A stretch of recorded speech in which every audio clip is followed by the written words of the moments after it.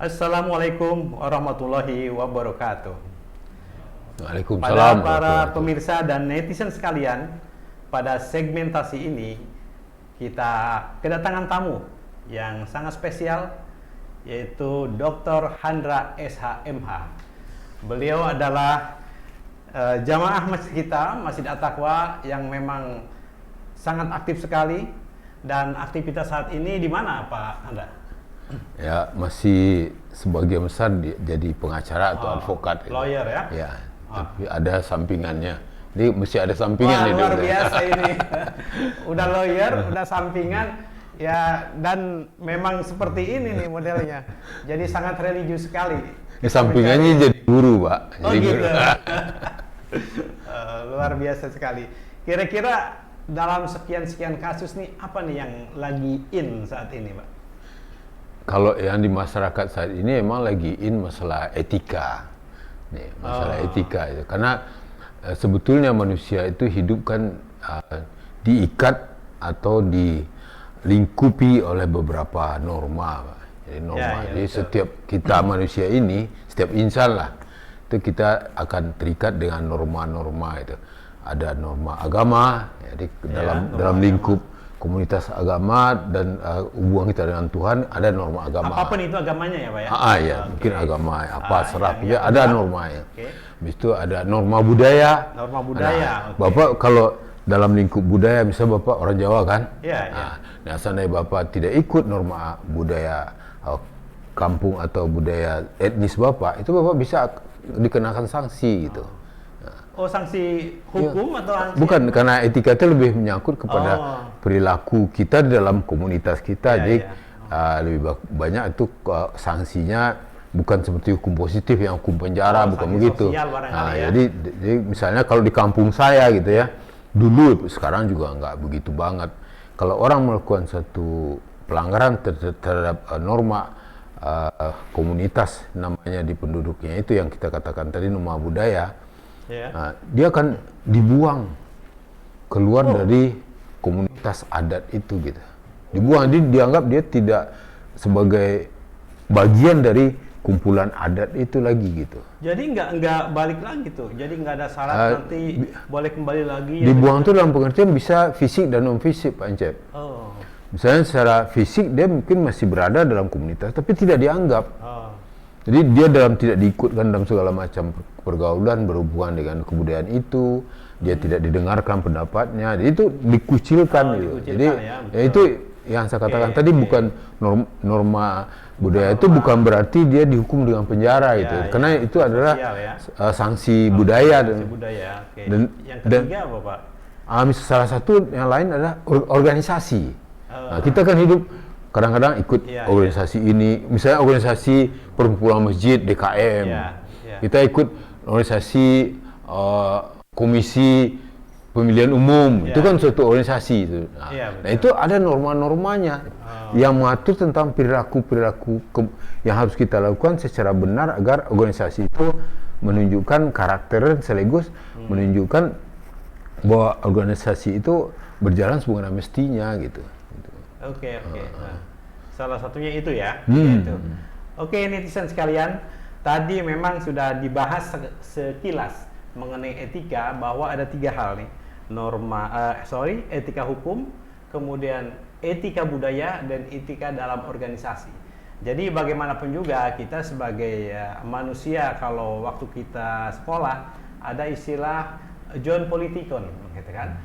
Atau misalkan kita sebagai makhluk sosial. Nah, bahwa kita memang mesti bersosialisasi dengan tetangga kita, dengan komunitas kita. Seperti pada hari ini, beliau adalah di samping sebagai lawyer, sekaligus sebagai jamaah masjid kita yang sangat aktif. Terima kasih banyak atas kehadirannya, Pak Handra. Selanjutnya mengenai etika nih, saya melihat yang lagi in sekarang, banyak sekali mungkin para pejabat kita, baik itu barangkali yang politikus, baik itu pejabat di pemerintahan atau di lembaga-lembaga lain, ternyata mereka pada saat mendapatkan amanah jabatan itu disumpah, Pak, dengan Al-Quran bagi yang beragama Islam, kemudian Alkitab bagi yang Kristen, Protestan maupun Katolik dan lain sebagainya. Di situ dikatakan jelas-jelas etikanya adalah bersumpah demi Tuhan yang Maha Esa. Nah, tapi dalam kenyataannya nih Pak, ini yang cukup menarik. Indonesia itu justru korupsinya sangat tinggi. Jadi semacam ada, wah kayaknya nih nggak amanah nih gitu loh. Seperti itu. Menurut Bapak bagaimana itu? Sebenarnya kita sudah singgung pada awal pembicaraan kita bahwa ada panduan-panduan yang harus diikuti pada seorang manusia masuk ke suatu komunitas atau lingkungan gitu ya. Itu yang kita katakan tadi itu norma. Sebetulnya norma itu secara derajat kita katakan mungkin lebih rendah dari hukum, bisa begitu, tapi bisa juga enggak gitu, karena hanya perbedaan terletak mungkin dari segi sanksi gitu. Kalau hukum kan sanksinya, apalagi untuk pidana, itu kan dengan hukuman penjara misalnya, atau denda, atau mengembalikan, kalau dia finansial mengembalikan uangnya gitu, kerugiannya. Tapi kalau norma etika itu tidak ada sama sekali sanksi, namakan sanksi penjara, itu nggak ada. Itu makanya banyak orang beranggapan bahwa norma atau aturan-aturan etika itu di bawah aturan hukum gitu, hukum positif itu. Banyak orang beranggapan. Tapi sebetulnya menurut saya pribadi itu relatif. Ada orang yang justru dengan sanksi seperti yang kita ceritakan dalam komunitas adat itu bagi dia itu lebih menderita dibandingkan di penjara lebih gitu. Berat ya. Iya, jadi orang malu. Iya, gitu, iya. Rasa malu gitu ya. Kecuali dia double memang enggak punya rasa malu sekali ya. Itu lain masalah. Jadi makanya saya bilang relatif soal kalau kita ukur bahwa norma etika itu lebih rendah dibandingkan norma hukum karena alasan sanksinya saya kurang setuju gitu. Karena seperti saya katakan tadi itu, karena akibat sanksi itu memang berbeda-beda pada setiap manusia. Ada yang mengatakan sanksi norma etika itu lebih berat sebetulnya gitu kan. Jadi kan relatif kita katakan. Atau memang masyarakat kita itu udah memaklumi begitu Pak. Kayak misalkan begini, kita mengenal bagaimana budaya etika Jepang. Manakala misalkan program suatu pemerintahan itu tidak berjalan, Perdana Menterinya tanpa diminta mundur, mengundurkan diri. Demikian juga waktu itu Menteri Keuangannya gitu. Yanya Anjlok mengundurkan diri. Tapi kayaknya kita biarpun didorong-dorong supaya mundur, di demo-demo supaya mundur, nggak mau mundur-mundur gitu kayaknya. Ya itu yang saya katakan tadi itu, bahwa budaya kita berbeda dengan Jepang gitu. Jadi kita kan punya budaya sendiri juga. Memang Jepang memang kalau kita lihat lebih unggul sepertinya gitu. Tapi saya juga tidak bisa juga menjudge itu suatu keunggulan budaya kan. Karena misalnya contohnya gini, saya pernah baca dalam suatu artikel, ternyata setiap makhluk yang hidup ini yang unggul itu bukan yang kuat. Kita kan beranggapan bahwa makhluk hidup ini, siapapun manusia atau binatang atau apapun, itu yang unggul itu adalah yang kuat, yang strong gitu, yang kuat dalam pengertian physically besar, kuat itu. Ternyata enggak, Pak. Enggak ya? Enggak. Jadi yang bagaimana Pak? Justru yang fleksibilitasnya tinggi gitu. Makanya terus terang secara budaya orang memuji suku Jawa gitu. Karena suku Jawa itu sangat fleksibel. Waktu datang Hindu ke Indonesia, welcome. Waktu datang Islam ke Indonesia, welcome. Waktu datang Kristen ke Indonesia, welcome. Yang bisa menerima itu kan orang-orang yang fleksibel. Ini fleksibilitas itu yang buat bahwa suku Jawa itu eksis sampai sekarang gitu. Jadi bahkan ada filosofi di suku Jawa itu, mangan orang mangan, yang penting kumpul. Gitu. Artinya susah senang kita sama-sama kan begitu. Baik netizen sekalian, tadi bicara mengenai etika. Sekarang kita masuk ke bahwa etika itu bagi kita sebagai seorang Muslim, acuannya ada satu, yaitu tentang tauladani Rasulullah. Baik itu melalui sifat-sifatnya, melalui amanah, patonah, tablek dan sidik, kira-kira begitu. Cuman memang ini seolah-olah sesuatu yang utopia nih, Pak Andra. Jadi kalau kita bicara amanah, wah jelas Rasulullah gitu kan. Nah, bahwa Rasulullah itu makhluk yang paripurna, yang diciptakan oleh Allah itu sendiri, disimbuh dadanya gitu, sehingga menjadi makhluk yang suci gitu kan. Kemudian tablek memiliki pengetahuannya luar biasa gitu. Bahkan karya menurut orang orientalis, karyanya itu adalah kalamullah, Al-Quran ini gitu loh. Diwahyukan kepada Rasulullah, kemudian dipatwakan kepada sahabatnya dan dikodifikasi gitu loh. Nah, berkenaan dengan hal itu menurut Pada, apa nih kira-kira sisi apakah kita bisa untuk menteladani empat sifat Rasulullah ini, atau salah satu bagian aja deh, karena kita mungkin termasuk dari umat yang lemah karena umat yang akhir zaman gitu. Bagaimana Pak? Ya, sebenarnya namanya norma itu kan panduan tindakan-tindakan yang baik gitu Pak, sebetulnya panduan. Jadi aturan-aturan, panduan kira-kira bagaimana kita bertingkah laku di dalam komunitas tersebut, itu panduan. Nah, selalu panduan itu selalu sifatnya idealis, yang utopis. Gak mungkin panduan berbuat jahat itu nggak ada. Tapi Rasulullah itu ibaratnya itu Al-Quran berjalan loh Pak. Iya betul. Nah, jadi kebetulan Rasulullah Nabi kita itu memang sangat hebat sekali.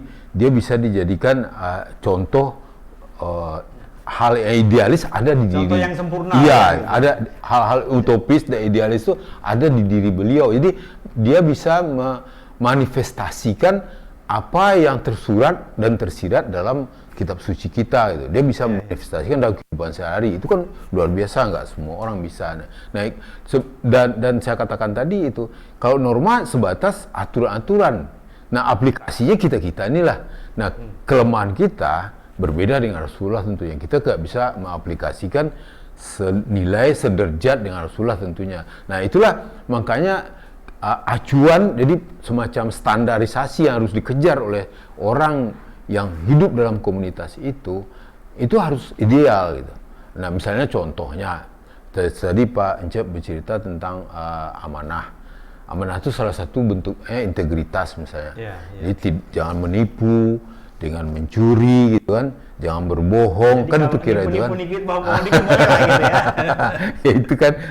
Nah, itu memang walaupun sebagian dari yang kita katakan itu di hukum pidana ada namanya pasal penipuan, ada nama pencurian kan, ada namanya hoax atau mengatakan kabar bohong misalnya kan. Namun di level beda dengan etika, dia merupakan petunjuk juga. Jadi kadang-kadang memang ada duplikasi terhadap norma-norma itu. Nah, pada waktu dia diterapkan dalam norma etika, dia mungkin tidak diberi sanksi hukum, dia beri sanksi etika. Misalnya saya melakukan suatu perbuatan yang tidak sesuai dengan panduan etika di organisasi. Saya misalnya anggota KPU, saya berbohong misalnya kan. Nah, saya berbohong. Itu melanggar norma etikanya gitu kan. Kalau terbukti demikian, saya tidak dipenjara tuh. Kalau saya gitu. Karena norma etika itu sanksinya tidak sampai ke penjara. Salah satu mungkin diberikan peringatan tertulis. Paling dipecat lah ya, paling berat. Itu paling tinggi. Paling tinggi. Nah, paling hukuman yang paling maksimal ada dikeluarkan dari organisasi, sama dengan contoh saya hukum adat tadi dalam norma kebudayaan itu. Orang itu tidak berbudaya dibuang dari hukum adat tersebut. Nah, jadi kadang-kadang memang ada duplikasi begitu Pak Encep. Jadi artinya materi yang sama diatur dalam norma etika, tapi sanksinya sesuai dengan panduan etika, dan materi yang identik dengan itu juga diatur dengan hukum, dengan sanksi hukum gitu. Jadi kalau saya menyebarkan berita hoax sesuai dengan undang ITE, saya bisa dipenjara. Gitu. Tapi kalau saya berbohong di organisasi, saya tidak dipenjara, paling maksimal tadi itu hukuman. Tapi bisa-bisa hukuman lebih ringan. Saya cuma diberi peringatan peringatan tertulis, dengan tidak menyenangkan apa begitu. Nah, berkenaan dengan berita-berita hoax nih Pak. Jadi kan waktu beberapa tahun yang lalu itu Kemenag menerbitkan peraturan bahwa dai yang radikal dengan yang tidak radikal. Nah, jadi yang radikal di satu sisi kita melihat radikal ini kan batasannya sangat abstrak nih Pak. Karena di satu sisi sampaikanlah walaupun dengan satu ayat. Nah, ayatnya ini kalau memang ayatnya misalkan tanda kutip menyinggung penguasa, otomatis perlu disampaikan atau enggak nih? Artinya ini kan jadi satu strategi nih Pak. Di satu sisi di situ kan ada pasal juga yang mengatakan mungkin nanti kena makar, mungkin nanti penyebaran kebencian seperti itu. Tapi di sisi lain menurut syariat ya you harus menyampaikan gitu loh. Bagaimana dengan seperti ini Pak kondisinya? Kalau kita cerita konten ceramah itu memang luas banget itu ya. Apalagi ceramah itu kan segala macam aspek bisa dibahas gitu kan. Betul. Termasuk tentang pemerintahan, termasuk penguasa gitu kan. Sejauh itu menurut saya rambu-rambu itu tidak lewat kepada menceritakan teori-teori konspiratif yang sukar dibuktikan kebenarannya. Saya rasa itu aman karena dengan dia masuk dalam koridor objektif, tidak menyampaikan berita yang konspiratif dan tidak ngarang-ngarang, itu pasti konten dakwah itu pasti aman. Karena tapi kan mohon izin saya potong dikit, tapi kan itu tidak ngarang-ngarang tuh, ayatnya ada, gitu kan? Atau misalkan pada saat pemilihan kepala daerah, janganlah engkau memilih imam dari kaum perempuan, kira-kira begitu. Tapi ada yang menafsirkan imam itu bukan penguasa, tapi teman, gitu lah. Nah, berarti kan ada suatu persepsi yang berbeda nih. Dengan kondisi seperti ini, persepsi mana yang mau dipakai sebagai pegangan, satu pegangan bagi dai, satu pegangan bagi penguasa lah, kira-kira begitu. Kayaknya masuk ke wilayah perdebatan agama itu Pak Encep. Saya nggak punya otoritas untuk jawab. Ini menarik nih netizen, bahwa ternyata ada segmen-segmen yang memang menjadi green area nih. Daerah abu-abu. Silakan nanti komen seperti apa nih. Nah, kemudian kita lari ke hal-hal yang milenial nih Pak. Kondisi milenial ini kan terutama mengenai masalah dunia maya, dunia digital. Kalau kita bilang udah 5.0, kemudian 4.0. ada lagi udah 6.0 gitu kan. Bahkan mungkin di luar negeri udah 7 gitu kan. Udah hologram segala macam gitu kan. Nah, berkenaan dengan bagaimana nih kita, Pak Handra sebelumnya punya putra besar-besar semua, putri sudah besar ya. Udah. Otomatis kan megang gadget gitu ya kan. Sempat ini nggak terpikir nggak sebagai orang tua mengontrol gitu kan, bagaimana nih mengingatkan, ini buka Google searching berselancar dunia maya, tolong dong mesti begini-begini, atau misalkan ya sudahlah papa punya uang ya mau apa, mau Apple 11 atau mau berapa kira-kira gitu. Gimana Pak Handra? Ya kalau mengenai teknologi informasi yang maju sekarang itu udah pasti keniscayaan Pak, itu nggak bisa tolak itu. Gitu ya. Kalau ibaratkan kalau kita balik ke flashback ke abad ke-18 di mana pada awal ditemukannya teknologi mesin di Inggris gitu kan, yang mana kita namakan revolusi industri gitu kan. Betul. Itu kalau kita bayangkan mungkin persis kayak keadaan sekarang itu. Ada beberapa orang tidak terima adanya kemajuan itu. Jadi dia tetap beranggapan bahwa kuda itu adalah hal yang sangat luar biasa, nggak perlu digantikan oleh mesin gitu. Jadi sehingga dia memprotes, nggak bisa mesin itu, harus pakai kuda gitu kan. Karena profesinya berkaitan dengan kuda itu, misalnya dia tukang ambil sabit rumput, sehingga dia akan kehilangan pekerjaan, dia menolak itu kan. Tapi itu kan suatu keniscayaan. Sebetulnya dengan berakhirnya dengan adanya revolusi industri itu, otomatis timbul lagi profesi-profesi baru, dan mungkin profesi lama itu ketinggalan karena teknologi itu. Nah, ibaratnya sekarang begitu kita di persimpangan jalan yang kira-kira mirip sama itu. Sekarang ini ada namanya, kita namakan tadi Pak Encep bilang istilahnya industri revolusi 4.0 gitu kan. Nah, itu kan ada revolusi terhadap informasi teknologi dan informasi gitu kan. Nah, itu kita dalam persimpangan jalan gitu kan. Itu yang kata Pak Encep tadi, apakah bagaimana kita menyikapi? Itu keniscayaan, itu memang harus terjadi. Tapi gitu kan. memang begini Pak, di satu sisi terjadi, tapi di sisi lain semua tersaji Pak. Gitu loh. Kalau kita ingat di Surabaya, Doli gitu kan, tempat tanda kutip seperti itu ditutup. Tapi begitu masuk ke online, semua ada. Ada WeChat gitu kan. Kemudian ada mungkin website-website yang notabene tanda kutip porno gitu kan. Atau judi online. Porno yang katakanlah kayak Kominfo bilang, oh udah sekian ribu di blok, tapi perasaan ada aja. Begitu online, begitu kita lihat LK21, kemudian Idlik, judi online muncul gitu. Gimana itu Pak? Mensikapi bahwa supaya efek negatif terutama bagi kita lah, anak-anak kita gitu. Sebetulnya secara sederhana bisa kita ambil semacam perumpamaan seperti pisau, Pak Encep. Di mana-mana orang tahu bahwa pisau itu apabila digunakan membunuh orang bisa gitu. Tapi di satu sisi pisau itu juga bisa motong daging, bisa motong kue. Jadi ada sisi negatifnya, ada sisi positifnya. Begitu juga teknologi informasi ini, seperti Pak Cep itu sekarang semua serba mudah.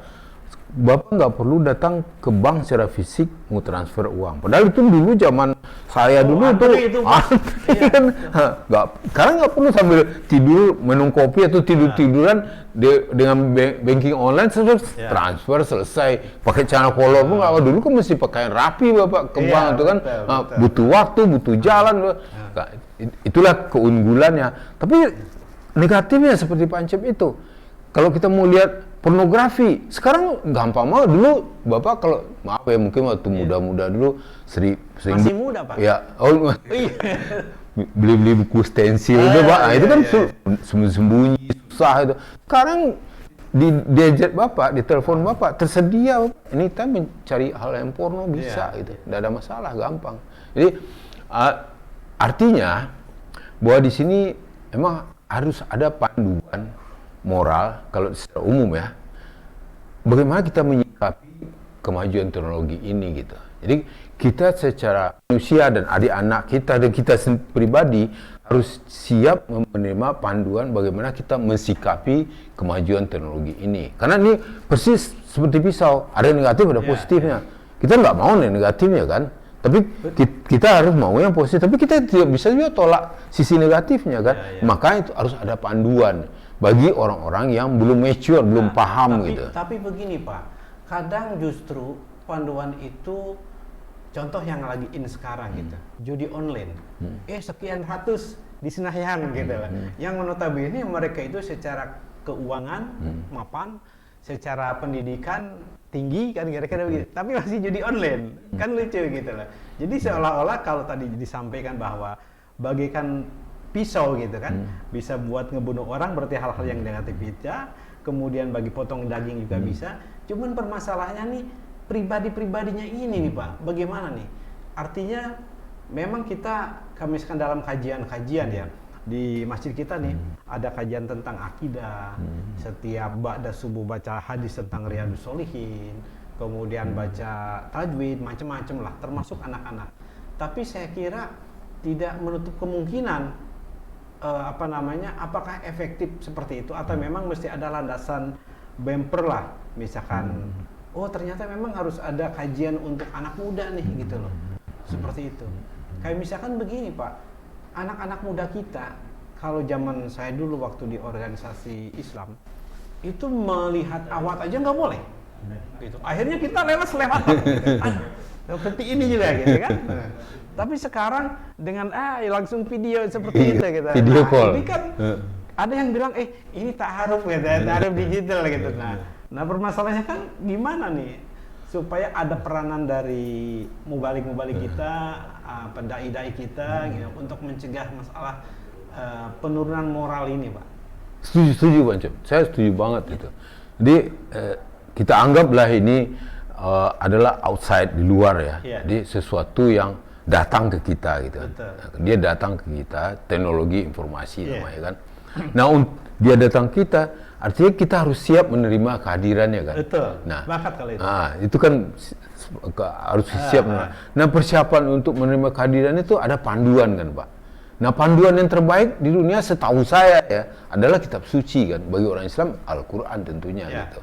Nah, cuma masalahnya kitab suci itu kan kalau dia ditaruh di sini di dalam buku ini, dia kan pasif, Pak. Oh gitu ya. Dia kan pasif, kan taruh di sini kan. Padahal kita butuh panduan dia. Siapa yang bisa menjelaskan supaya dia jadi aktif menjadi panduan kita? Itu yang tadi Pak Encep itu adalah alim ulama. Nah, sehingga kita butuh alim ulama yang bisa menerjemahkan yang relevan yang kehidupan kita ini. Jadi yang kekinian lah. Iya itu gitu. Mungkin saya rasa begitu, Pak. Pikiran saya ya. Itu saya sama menarik sekali karena saya melihat begini Pak, contoh anak-anak sekolah sekarang pakai jilbab Pak, tapi kalau ulama-ulama dulu bilang pakai jilbab tadi, tapi tidak pakai jilbab, berbusana tapi telanjang. Kira-kira seperti itu. Waktu saya ke daerah Jawa Timur, boncengan juga, gitu loh. Tapi pakai jilbab, peluk-pelukan juga, gitu loh. Jadi saya kira memang, apakah memang mesti ada suatu tindak lanjut nih Pak, action plan, yang atau misalkan tahu-tahu dia pacaran, tapi oke lah, kadang-kadang begini Pak. Pacaran itu tendensinya adalah sesuatu yang harus pegang-pegangan, peluk-pelukan, jalan berdua gitu kan. Mungkin nggak sih konotasi pacaran itu kita rubah gitu loh. Sebenarnya kan istilah pacaran itu tidak dikenal. Yang dikenal itu kan ta'aruf, saling mengenal gitu lah. Bagaimana konsep pacaran ini pacaran yang syariah gitu. Jadi ta'aruf, dia ya seperti ta'aruf lah. Oke lah, kita kasih kelonggaran, istilahnya pacaran. Tapi yuk dari jauh-jauh aja gitu loh, atau cukup telepon aja gitu loh. Gimana tuh menurut Bapak? Setuju tuh Pak Encep. Jadi sekarang kan memang lagi tren masalah syariah Pak. Dulu bank dianggap haram gitu kan. Sekarang ada bank syariah sehingga jadi halal kan. Ada apalagi yang sekarang asuransi. Dulu kan juga haram itu. Sekarang ada asuransi syariah. Nah, sekarang Pak Encep memberi ide, kenapa pacaran nggak dibikin juga aturan tentang pacaran syariah gitu kan? Nah, itu. Jadi benar, semuanya bisa mungkin dijawab oleh para alim ulama yang sangat paham tentang hukum agama, tapi pemahamannya tolong disederhanakan kepada kehidupan sehari-hari kita gitu. Khususnya untuk menjawab tantangan adanya revolusi komunikasi ini gitu kan. Karena teknologi ini udah datang nih ke kita nih. Kalau kita nggak siap seperti tadi, kita akan menerima efek negatif doang. Padahal kita nggak menginginkan gitu, kan? Kita menginginkan efek positif yang terjadi di masyarakat khusus Islam atau kita gitu. Karena memang saya masih ingat tuh, katanya Islam itu agama itu mudah gitu. Artinya jangan dipersulit.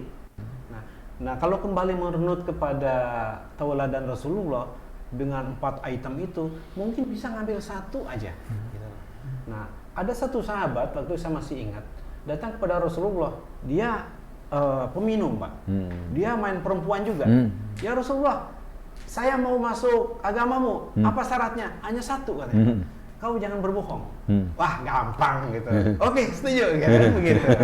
Nah, begitu pulang ternyata dia main main perempuan, minum khamar. Besoknya ketemu lagi, sini kau, Fulan gitu ya. Apa yang kau lakukan kemarin? Nah, mulai bingung tuh Pak. Waduh, tapi nggak boleh berbohong gitu kan. Gitu. Disampaikan lagi, melakukan ini. Wah itu nggak boleh. Jadi lama-lama dengan kesadaran sendiri gitu loh, tidak melakukan minuman keras, tidak melakukan main perempuan juga gitu loh. Hanya satu padahal, jangan berbohong gitu loh. Betul tadi kalau misalkan masuk kepada etika, norma etika masuk tuh Pak. Tapi mungkin begitu masuk main perempuan, masuk juga ke norma hukum. Bisa jadi perempuan itu adalah perempuan yang sudah bersuami, kan menjadi selingkuh gitu Pak. Seperti itu saya lihat. Cuman ada satu hal yang cukup menarik nih. Banyak juga saya dengar-dengar gitu ya, bahwa ternyata tanda kutip nih isu-isunya pejabat-pejabat itu istrinya itu satu kalau di rumah gitu. Berarti ada mungkin ada perselingkuhan atau gimana. Tapi di sisi lain Allah itu sudah menurunkan ruksoh gitu, kemudahan bahwa laki-laki itu sebenarnya tidak cukup untuk satu istri. Mungkin karena syahwatnya, mungkin karena pekerjaannya di luar kota. Jadi diberikan peluang untuk beristri satu, boleh 2, boleh 3, boleh 4. Nah, jadi dengan kondisi seperti ini, saya melihat agama itu luar biasa, sangat rasional, Pak. Kalau saya lihat seperti itu, sangat rasional. Cuman yang saya agak bingung dalam tanda kutip di masyarakat, kok istilah poligami itu sesuatu yang menjadi momok, sesuatu yang tabu, tuh Pak. Bagaimana? Padahal banyak nilai plusnya, banyak kemaslahatannya, Pak. Bagaimana menurut Bapak ini? Wah ini berat nih topiknya, poligami ini berat topiknya ini. Ya betul ya Pak, saya melihat begitu Pak. Kami misalkan di saat hampir pejabat-pejabat Pak, saya melihat mohon maaf gitu kan, istrinya satu begitu keluar, ini rambutnya panjang gitu ya. Padahal istrinya pakai jilbab gitu kan. Seperti itulah. Nah daripada seperti itu kan menjadi dosa Pak. Dari segi aspek hukum terjadi perzinahan. Dari segi Islam otomatis itu zina juga gitu. Nah, jadi kalau Pak? dari secara hukum setiap orang Indonesia khususnya Muslim ya, karena Undang-Undang 1 tahun 74 tentang perkawinan itu kan mengatur lebih banyak masalah aturan tentang perkawinan Muslim itu. Memang diperbolehkan seorang suami mempunyai istri lebih dari satu gitu. Memang diperbolehkan. Cuman dengan syarat-syarat nih. Mungkin tidak sama dengan persyaratan yang disebutkan agama ya dalam hadis tapi dalam Undang-Undang 174 itu syaratnya memang agak berat banget. Salah satu yang paling berat itu adalah ada izin dari istri pertama. Itu yang paling sulit mungkin menurut saya. Itu masuk ke norma hukum harus itu izin, izin. Padahal kalau di agama enggak kan. Dalam agama cukup dikasih tahu aja. Ya, ini enggak izin. Kasih tahunya juga tidak jelaskan saat itu atau nanti-nanti kan begitu. Ya, jadi harus ada izin tertulis malah. Gitu ya. Nah, akibat kesulitan itu di sana terjadi banyak penyelewengan. Ada dua kemungkinan. Satu adalah pemalsuan terhadap izin itu. Jadi dia tetap melakukan pernikahan dengan istri kedua atau ketiganya. Karena persyaratan tadi harus ada izin tadi itu. Tidak bisa dia tidak punya nyali lah datang ke istri pertamanya. Mama, saya mau menikah lagi, tolong izin tertulisnya, nggak punya nyali deh gitu kan. Figur ya. Akhirnya dia palsuin aja surat itu. Itu satu modus tuh Pak. Ini pengalaman atau gimana? Kalau pengalaman udah 4 sama. Luar biasa. Nah, itu satu modus. Nah, modus kedua ada lagi. Itu tadi dipalsukan tanda tangan istri untuk izinnya. Yang kedua adalah berbohong, mengaku bujangan. Nah, kalau bujangan kan tidak ada persyaratan untuk izin dari istri pertama kan. Jadi KTP yang dulu ya, KTP elektronik sekarang agak sulit mau merubah itu kan. Dulu dirubah tuh status perkawinan diganti dengan perjaka. Kedua-duanya itu adalah melanggar aturan pidana. Kena pidana itu. Kena pidana. Satu pemalsuan surat, kena dipidana. Yang kedua adalah penipuan terhadap kebohongan terhadap asal muasal identitas. Nah, itu kena di undang-undang kependudukan juga. Nah, dan setelah itu juga apabila itu terbukti juga melanggar aturan hukum pidana di undang-undang perkawinan. Jadi ada 3 akan kena. Satu adalah kena pidana, yang kedua juga menyangkut pidana terhadap perkawinan gitu. Jadi memang kalau kita lihat Pak, bahwa norma hukum itu membuat berat Pak. Sementara norma agama itu lebih gampang gitu loh. Akhirnya yang penting cari yang bertindak sebagai penghulu gitu kan, cari saksi 2 udah gitu kan. Selesai itu, walaupun memang tidak tercatat gitu. Nantinya akan seperti itu. Mungkin banyak juga fenomena yang seperti itu. Banyak. Jadi artinya gini, tujuan dari perkawinan itu sendiri, bukan tujuan idealnya.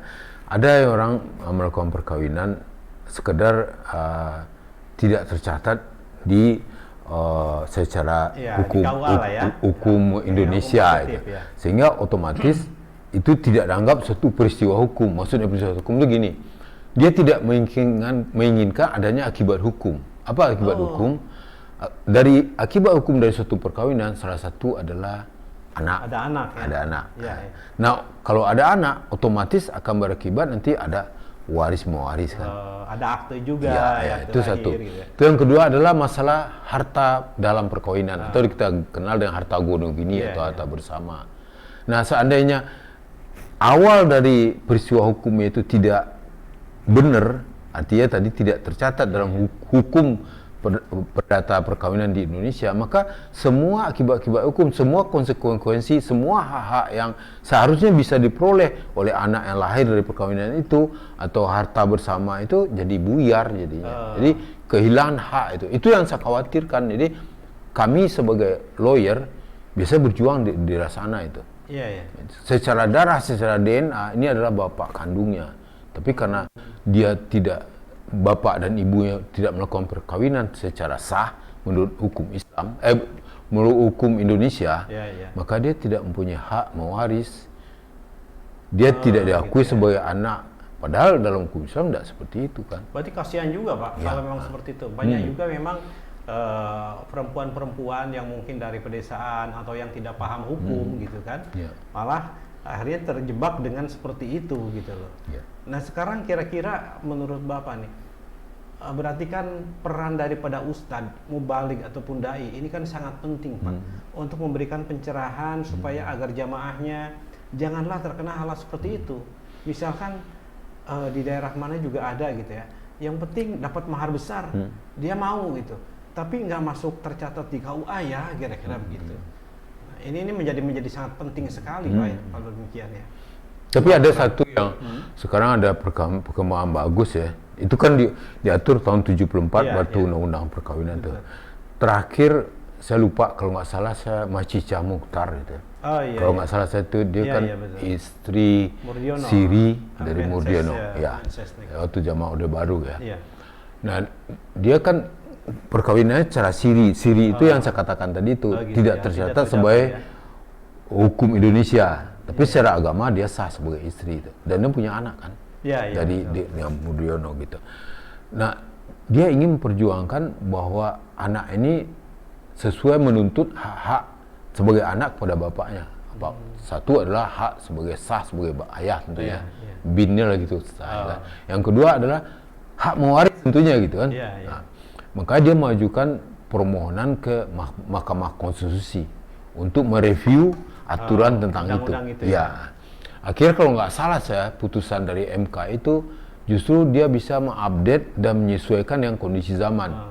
Jadi perkawinan yang walaupun tidak sah secara hukum Indonesia bisa diakui sebagai perkawinan sah, bisa diakui sebagai anak yang sah apabila ada semacam evidence yang scientific evidence, semacam tes DNA gitu betul. Jadi dengan scientific evidence itu kan dikatakan bukti yang objektif yang sukar dibantah kan Pak. Karena itu kan kata Pak Encep tadi kan adalah turunan DNA gitu. Jadi betul-betul dari diri kita. Jadi anak biologis lah, walaupun tidak dalam perkawinan ya. Nah apabila bisa dibuktikan walaupun perkawinan ibu dan bapak tidak sah, tapi dia bisa membuktikan dengan scientific evidence, sebetulnya dia merujuk kepada DNA tadi, tes DNA itu, maka dia berhak untuk mewaris Pak. Oh gitu ya. Jadi dia ada perkembangan baru gitu ya. Oke, sedikit ini buat teman-teman netizen juga, ini hal yang baru nih, yang barangkali kamu sekalian ya ada pernah mengalami itu gitu kan. Pernah mengalami itu. Ini satu pencerahan nih dengan Dr. Handra, kebetulan bukan. Saya S1 ya enggak dokter. Tapi kelasnya udah dokter, Pak. Seperti itu gitu. Saya melihatnya gitu. Dan beliau adalah kepala Biro Konsultan Hukum di di Masjid At-Taqwa ini. Jadi nanti kamu sekalian bisa langsung call ke kita nih di bawah ini ya. Mungkin begitu sementara. Ada hal-hal lainnya barangkali closing statement Pak sebelum kita akhiri obrol-obrol bincang-bincang ringan ini. Ya boleh saya katakan bahwa secara profesional kita di hukum itu, maksudnya di bagian hukum itu selalu harus mengikuti keadaan masyarakat, itu pasti. Dan selalu hukum itu selalu tertinggal. Selalu tertinggal karena ada orang mengatakan bahwa hukum itu bisa duluan apabila dia menjadi motor di social engineering, tapi itu secara teori. Tapi dalam kenyataannya biasa derap masyarakat itu lebih maju daripada hukum. Kira-kira yang tertinggal hukum yang belum diatur apa tuh Pak? Yang bisa ini gitu. Termasuk misalnya salah satu masalah teknologi informasi ini banyak banget sekarang. Kita lihat ada misalnya Bitcoin, itu kan belum diatur secara benar di Indonesia. Atau kadang gini, ada pesanan fake juga yang COD.